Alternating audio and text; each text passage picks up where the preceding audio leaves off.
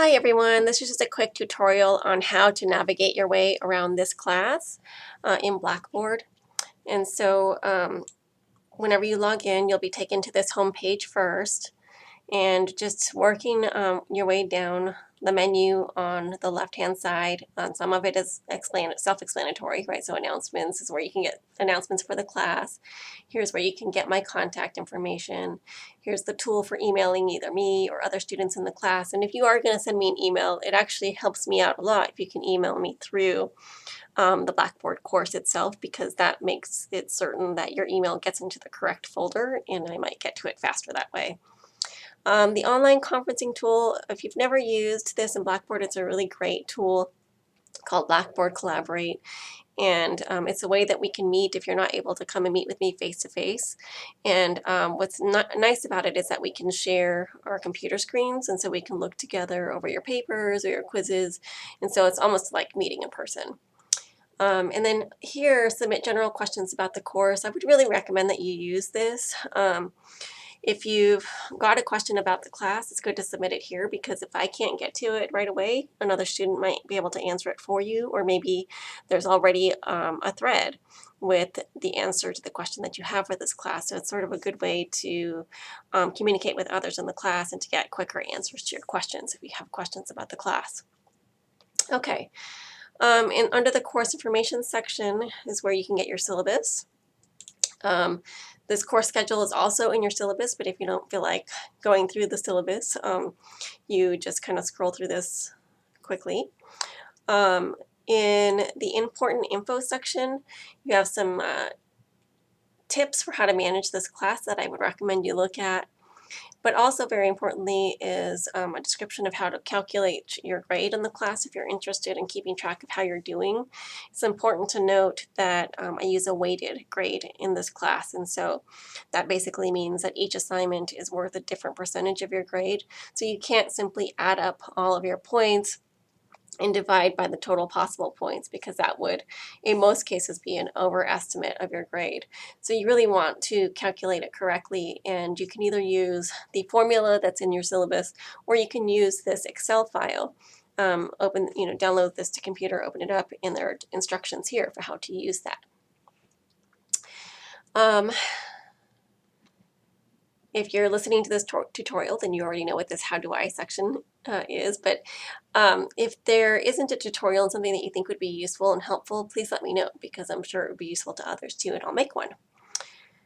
This link here is a link to all of the orientation activities that you will be completing this first week of classes. So it has links to all of the assignments you need to complete during the first week. And then you get to the substantive area of the class in this course content and assignments area. Here you have links to all of the chapter modules.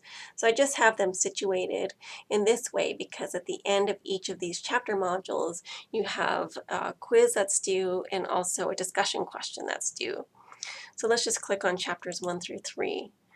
This takes you to the links to each individual chapter, and then also has the links to the discussion questions and the quizzes that are associated with that particular chapter module. The discussion questions are available all the time, but have a particular deadline. The quizzes also have a deadline, but they're only available for a week before they're due. Within each chapter, let's just click on chapter 3. You have several things available to you that you should be interacting with.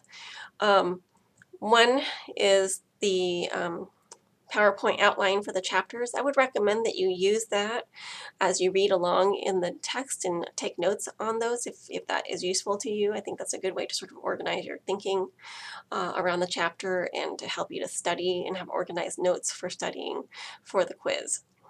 Then there are mini lectures on specific topics in each chapter. Now, if you, for some reason, get to this page and you notice some big blank spots here for the mini lectures and also where the videos are, usually what you need to do is go to your address bar. In my case, I've already done it, but you would see something in your address bar, either on this side or on this side. In my case, it's a shield that you would click on, and you have to get permission to load the content. So you have videos available to you. And then here's also at the bottom where your assignments are, the Learn Smart assignments and the learning exercises that are in Connect. So when you click on these assignments, you'll go directly to Connect to complete those things. And I would strongly recommend that you access these assignments from here in Blackboard, just because that assures that your grades will be synced with Blackboard. And that's important, right, to have all of your grades uploaded into the Blackboard gradebook. Remember that for each chapter you do need to complete the Learn Smart activity, and then you just choose one of the 2 learning exercises.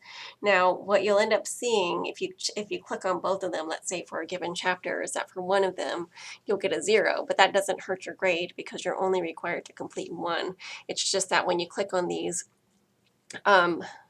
Connect makes it show up in my gradebook as needing to be graded, and so unless I zero it out, it's constantly showing that it needs to be graded, and so that's why you'll get a 0, but not because you did anything wrong, and it certainly isn't going to hurt your grade. Okay,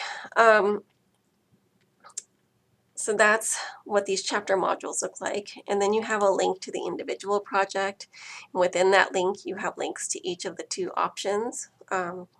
And then within those options, you have links to where you're supposed to submit your assignments. So one is the project plan, one is the final project, and then beyond those links, you also have other resources like a description of the assignment.